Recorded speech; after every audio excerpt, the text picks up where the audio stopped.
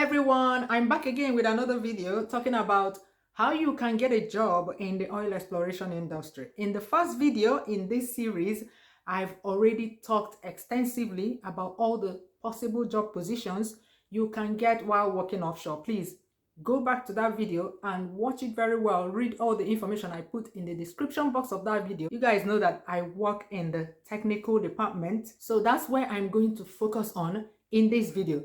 That's actually the side where a lot of you are interested in. Okay, in this video I'm going to talk about the academic requirements, the software requirements, software skills you should have. I'm going to talk about the soft skills, because there's a difference between software skills and soft skills you should have. And I'm going to talk about people that want to pivot. You know, you don't have experience in the industry, you've already started your career elsewhere, but you want to join us. I'm going to talk about that, and I'm going to talk about the course that everybody, if you're hired, this one is post-hiring, if you're hired, the course that everybody must pass, everybody that is working offshore, from the first person to the last person offshore, if there's anything like that, must pass before you work offshore. So that's very important. So make sure you watch this video. Please pay attention to this video to avoid asking me questions about things I've already said in the video and watch till the end so that you get all the benefits of me making this video for you. Number one, the qualifications, the academic qualifications.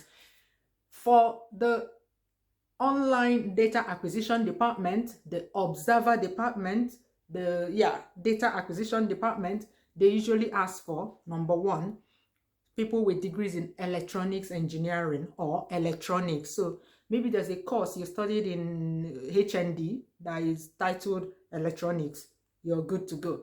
If you studied geophysics, geoscience, earth sciences, these are the first courses that they list when they place adverts for this department. For the data processing position, which is a sub-department of this data acquisition department, they usually ask for geophysics. Geophysics is actually the perfect match for this department. You know, this is what they do. They process geophysical data, so they require a degree in geophysics. For the positioning department, they usually list, first of all, geodesy, surveying, because our main job is GPS, GNSS positioning offshore. So that's a perfect fit for this department. But they also ask for people with electronics engineering. And usually, after listing all these specific courses that they're looking for, they will say, and related field or related courses. And under those related fields, what they're usually looking for are people with engineering degrees, any engineering degree, and people with physical sciences degrees. So that will give you physics, maths, computer science, what else? Geoscience, earth sciences, geology. Any of these courses are accepted because they believe that since these courses involve physics and maths, these are analytical in nature. Anybody that gained admission into the university to study courses that involve a lot of physics and mathematics, that person must have the analytical part of his or her brain on fire, because this job requires people to think on your feet, to do a lot of things that involves, you know, mathematics and, you know, using that kind of sense. So that's usually what they ask for. I'll talk about people that didn't study these courses that have experience in other fields later. Pay attention. The third technical department is the gun mechanic department. Like I said in the first video, you do not require any degree to work in the gun mechanic department, to work as a gun mechanic offshore. No. All you need is, one, your manpower. If you have muscular energy, if you're strong, kakaraka, to do the hard work, you can comfortably work in that department. You just need to go through the training and you will be fine. If you are an auto mechanic, a motorcycle mechanic where you live, you are the perfect fit for this job, because I've spoken with a lot of gun mechanics and most of them were auto mechanics on land before coming offshore. So if you are a motor mechanic, offshore work is for you. They're looking for you there. Then still under this qualification, if you have any experience, even if you didn't have offshore experience, you have experience working on land seismic, on transition zone seismic, they know they use IC experience in seismics. Once you have even the tiniest experience working in the oil exploration industry, they will snag you up as fast as you can say, hire me. So relevant experience trumps any other thing. So assuming that you studied accountancy and somehow you found your way in the seismic industry. Maybe you were working along the port in Port Harcourt and they asked you, do you want to come and work in seismic, even as a volunteer for internship or something like that, I don't know, and you got that experience. I'll tell you a story. I met a guy in a training center once that told me that he used to be a fisherman in Australia, and one day while they were in port, they met someone that told them, do you want to continue working in a boat, but instead of working as a fisherman, instead of working with fishing nets, you will now work in a high-tech boat with computers? And they said, why not? Let's try it. And that's how these guys got a job working as observers, navigators, gun mechanics on a seismic boat. So you never know. I mean, this kind of thing is a kind of miracle happening. This was during the oil boom. During the oil boom, they are like looking for people like crazy. And probably you may have that kind of that kind of experience coming across, people that will ask you, do you want to come and be a handyman on a seismic crew? And boom, you got the experience you need. And once you mention that on your CV, boom. Then the second requirement that they're looking for is software skills. Yeah, number one, you need to be comfortable using computers, especially a PC. Yeah, for some of you that have Mac at home, in the industry, the standard is a PC. Use a PC for every other thing that is not the job. I'm coming to the job one now. Every other thing, all the admin stuff that we do, keeping logs, reading emails and all that, we use a PC. So it will be good for you to find your way, to be able to find your way in the Windows file manager. You need to be able to find a file inside a project folder in the hard drive. Yeah, something like that. You need to have good email etiquette, know how to send and receive email, read email, attach files to emails, know who to copy. Yeah, have email etiquette. You may think that, oh, this is basic, what is in sending an email and receiving an email? But yeah, you'll be surprised to know that in this modern age of social media, iMessage, WhatsApp, everybody is communicating via these means. A lot of people have never sent an email in their lives. A lot of people have never attached a file to an email. And then you come offshore, you're told, okay, attach this file from this folder and send it to this person, this person, this person. And they're like looking at you like that. So make sure you know these things. Be comfortable using a computer. You can learn anything online these days. You can sign up to a computer school to get acquainted with, all parts of a PC. Secondly, you should know Excel. We use Excel a lot, especially in my department, because most of the things I'll be saying here will be based on my department because that's where I am experienced in. Know Excel even up to intermediate level. Know how to recognize Excel that contains a formula so that you don't mess up with the formula, because usually, we use Excel, but we have formula, we have functions set up in some cells, we have macros to make data entry easier. So just know how to make data entry without messing up the Excel file. You need to know Word. Yeah, we don't use Word a lot, but it will be good to know how to type in Word, how to format the text. You need to be able to learn new software easily. This is very important. In this job, you see all those windows that you see there. Sometimes each window is a different software, is the user interface of a different software. I mean, most softwares are the same. You have the menu at the top, like the user interface of most softwares are the same. Have the menu at the top, you have some icons, and then you may have some menu on the left, and then the body of the software. So you should be someone that is not afraid to, start using a new software that I introduced to you today. It's not going to bite you, something like that. So this comes with using computers a lot. If you use it more often, you'll be more comfortable, touching a computer, working with a computer, working on a computer. And then you need Linux. You need to learn Linux. The main job that we do, the navigation systems run on Linux systems. Linux is just a system. It's just like Windows. You have Windows. You have different software running on Windows machine. The same thing, you have a Linux system, and then that's where they install all the software that we use to work. Linux is very easy. Just go to Google, search most commonly used commands of Linux system. You will see there are a lot of them, but we use only a few. But it will be good to know those common ones so that when you see them being used, it won't be like a shock. Come on this YouTube, search for Linux beginner tutorial and watch a few videos. All you need to see is the terminal, to see what a Linux terminal looks like. See the people entering all those commands that you learned, you've seen, not necessarily learned, making the entries at the command prompt, pressing enter to activate the command, stuff like that. Once you know the commands, list of commands, and you have seen a terminal in use, you can put on your CV that you have knowledge of Linux. I'm telling you, that's the only thing. When you come offshore, you will see the commands that we commonly use offshore.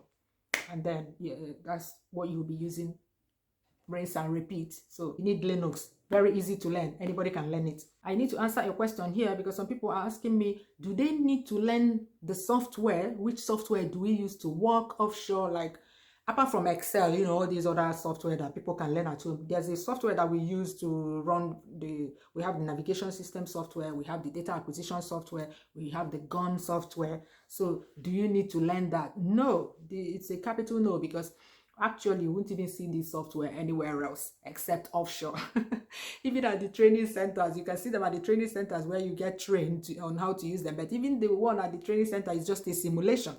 It's only offshore that you will see the rig up, proper rig up. On the job training is the best training you can ever get for this job. Unless you stated on your CV that you have oil exploration experience, of course, when you come offshore, the people waiting for you, waiting to receive you offshore will expect you to display, to show workings if you claim that you have experience. But when you don't have experience, nobody expects you to know anything about the software. So do not worry about that. When you come offshore, you will be sent on a relevant training and you'll be learning on the job. This is actually the best way to learn. Moving on to soft skills. Number 1, attention to detail. Oh my God, attention to detail. If I'm a recruiter, attention to detail will trump everything, will even come before academic qualifications. Because if you do not pay attention to detail on this job, you will get into trouble. You will make mistakes. You will lose money for the company. So if you're the kind of person that has a very short attention span, if somebody is talking, for instance, I don't know how many minutes I've talked now, but you've zoned off already, you've lost interest, you've become bored. If you're such a person, this industry is not for you. You only come there to mess up everything, put yourself in trouble. It's not worth it. Just find another job that does not require as much attention to detail. Being able to pay attention to detail is what will save you when you first land offshore. When you first land offshore, if you're somebody that pays attention to detail, you'll be observing what the experienced people that you're working with are doing. From the time you come on shift, watch what the experienced person that you came on shift with is doing. Usually when you first come on shift, they'll be doing the handover meetings. What are the people that are about to go off shift saying? Even if it doesn't make sense to you, just pay attention. Before you know it, by your third shift, it will start to make sense to you. By your third shift, if you have paid attention, you begin to notice a pattern. What they do before the start of line, what they do during the line, because we shoot in lines, rinse and repeat. What they do before the start of line, what they do during the line, what they do at the end of line or just before the end of line, what they do at the end of line, what they do during line change. Because usually when we finish a line, we turn around to come and shoot the other line in the other direction. Once you notice this pattern, it will begin to make sense to you. And you will begin to have questions. At this time, you begin to have smart questions. You don't even need to ask questions at the beginning because we understand that you're still lost. But by the end of your first week, if you are someone that pays attention to detail, you will begin to notice a pattern. And you begin to fall in line. You begin to follow procedures. Okay? Nobody will test you for all these software skills and soft skills at the time of hiring you. But to be honest, when you start, you need to have these qualities if you're going to last in the industry. This is my tip, my special tip to you. Secondly, you need to have people skills, great people skills. This works hand in hand with being a good team player. You have seen where we work with people from all walks of life, different parts of the world, different cultures, different backgrounds. You live and work with them at the same place. So your people skills need to come factory fitted. You guys know, whether I'm in the village or I'm here on YouTube, or anywhere you find me, you're watching me, you always say I'm consistent with my people skills. You've seen me at work as well, so it's not something that you put on when you come offshore. No. By the end of 1 week, your negative your lack of people skills will come out to the forefront. It's not something that you can pretend about. It has to be part of you. I know it can be learned, yeah, but it's better if it's part of you. If you're somebody that is a people person, you'll be able to work in teams, work with anybody, work with any kind of person, yeah, and be happy because you're doing it for yourself. Anyway, that's all I'm going to say about people skills. The next one is that you have to have good communication skills. English is the official language in the industry, so you need to be able to express yourself confidently in English. Written communication, verbal communication, yeah, speak so that people will understand you without ambiguity. When you're writing logs, especially in my department, again, when you're writing logs, everybody will understand what you're writing, yeah, when they read it. Because for instance, the logs we keep in my department is what everybody uses, including those in the office. So you need to be able to put down what is going on as far as in the lifespan of the project. You need to be able to put it down in such a way that everybody will understand. In fact, this one, even if they don't test you for anything, they can even pick out whether you have good communication skills or not via Zoom. So your communication skills needs to be top notch. You need to be confident when you're talking, not and you're saying, what are you saying? Talk, speak up now. No. Another soft skill that is necessary is adaptability skills. You guys have seen where we work. It's not your normal everyday location. So you need to adapt to life offshore. You need to adapt to life of up and go. You're independent. You're on your own. Assuming you're hired now, they send you your flight details and tell you, oh, your first job is in the North Sea. So you have to read your flight details. There comes your communication skills at play there. You have to read all the instructions you're sent, understand it, check into your flight, board the flight on time without missing your flight, arrive in that strange country, book a taxi, find your way to your hotel, you know, stuff like that. All these things happen within 24 hours. So nobody is coming there to, of course, you have numbers to call, but yeah, this job is such an adventure. Are you ready to go on an adventure? Are you? It's not just your normal commute to work. And the work environment is not your normal cubicle environment or office environment. So are you sure you're ready to adapt this kind of work? Are you? Still on that soft skills, you need to have good analytical skills. Yeah. Our job involves a lot of thinking, thinking on your feet, taking decisions on your feet, jumping in to do something, everything being calm 1 minute and the next minute everything has changed. So you need to jump in and do whatever you need to do right there on the spot. This is a great quality to have for somebody that is working offshore, because things can change. Like it's routine, yet it's not routine. Things can change in a twinkle of an eye, and you need to put on your thinking cap immediately. So you need to have great analytical skills. Okay, now talking about people that already have experience in another field altogether and you're looking to pivot. Okay, let me use something that is so off. For instance, you're a banker.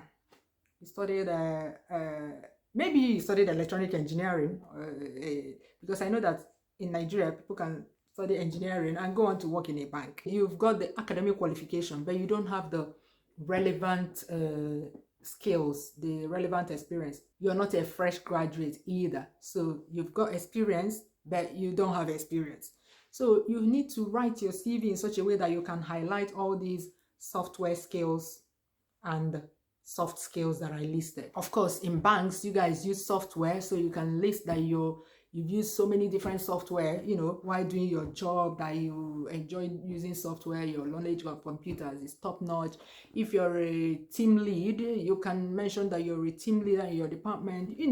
Write your CV in such a way, or activities you do in your department, to show that you're a people person, your people skills is top notch. Bringing communication skills there by, talking about, people that you report to, or if there are any reports that you write and all that. If there are any meetings or you meet with investors, if you're in a position that you meet with investors, people in marketing, but don't put bank marketer as your job title. Don't even put bank. Nothing is coming to my head now. You have to do that assignment yourself. But yeah, don't put bank marketer. No. Once somebody sees bank there, it will throw the person off. client liaison team lead or something. Like, use English to scatter everything. Don't put bank there, something like that. And then, of course, you speak with clients, the people that you're trying to bring to the bank and all that. Don't mention bank there. Just write it in such a way that you showcase communication skills, team skills, the team player skills, people skills, analytical skills, knowledge of computer skills and all that. You should know Excel. You work in a bank. Even if you guys don't use Excel in a bank, somebody that works in a bank should know Excel, you know, for yourself. it will help you. I'm sure there are some things, even if it's to keep a log of your customers that you're marketing, you need Excel, even for yourself, just for yourself, not even for the bank. So all these things, just listen to this video again and know how you can rewrite your CV in such a way that it will highlight all the skills that I enumerated here. Now, coming to that course I was talking about, now you're hired, congratulations, but there's a course that you must pass before you can work offshore. It doesn't matter your job position. You see all those job positions I mentioned in the first video. Once you're working offshore, you must pass that course. If not, end of story. You can't, no offshore for you. I'm talking about this because people are asking me if they need to be a swimmer before they can work offshore. No, being a good swimmer is not a requirement. I don't consider myself a good swimmer. In fact, when somebody asks me, can you swim? I just say no, because if I say yes, I go explain thie, the level of my swimming. So I don't consider myself a strong swimmer, but I survive in this industry. In fact, when I first got the job, I could not swim at all. So yeah, you're not required to be a swimmer, but you must be comfortable in water, because this course, budget, huge, CAEBS. Of course, you have the medical as well, which is a physical medical exam. That one, you don't need to do anything. You just take yourself to the approved doctor and they check you. It's either you pass it, you pass the medical, or you don't pass it. So that one is not in your power. But you see, budget, huge, and CAEBS, you must pass it. It involves a lot of water exercises where you have to be able to put your head in water, breathe underwater with a breathing apparatus. You'll be in a helicopter simulator. You'll be dipped in the water. You'll be turned upside down while strapped to your seat. Yeah, don't worry. There are lifeguards to save you. In fact, when you come, they'll ask you, are you a swimmer or a non-swimmer? If you say you're a non-swimmer, all eyes will be on you. They will be watching out for you. Yeah, making sure that you're safe at all times. Just follow instructions. Then you need to be comfortable in water. If your fear of water is crushing, this job is not for you, because you won't be able to pass the course. Even people that can swim very well may panic when we do these exercises, but they try again, and then they get it before they go home. But if you're not able to do the exercises by 5 p.m. when they're supposed to close the facility, of course, they can't issue you with the certificate. Maybe the best thing to do now is to, first of all, go and start learning swimming. Even if you eventually do not float, because some people, I have noticed that some people will never float in this life. So even if you never float, even if you never swim, learning how to swim will bring you in close proximity to water. With time, you will stop being afraid of water. I'm not talking about the people that say that they can't even look at the sea. That one is different. That one is a special kind of phobia. You shouldn't even be applying for this job. But I'm talking about people that you're not afraid of water. You don't have that huge phobia for water, just that you are afraid that you will drown. If that's the kind of fear you have, just go and sign up for swimming lessons. With time, you will become comfortable in water. You will know that you're not going to drown if you do the right things. And actually, you are advised when your helicopter crashes and you are able to escape, that is, if you survive it, you're even advised not to waste your energy swimming, because you have a flotation device. You're even advised to keep calm, stay cool, so that you can keep, one, warm, and two, you can save your energy, because you don't know when help is coming. Because this may be happening in the middle of nowhere. You don't know when rescue will come. So you need to conserve your energy as much as possible, which is staying like this, not even flapping around and swimming. Yeah, you're not going to use your swimming skills that much. Yeah, unless your life jacket fails. Yeah, it's not required. Anyway, I'm going to upload that course. Click here to watch it. Whenever it goes up, I'll link it here. Bye. See you in another video.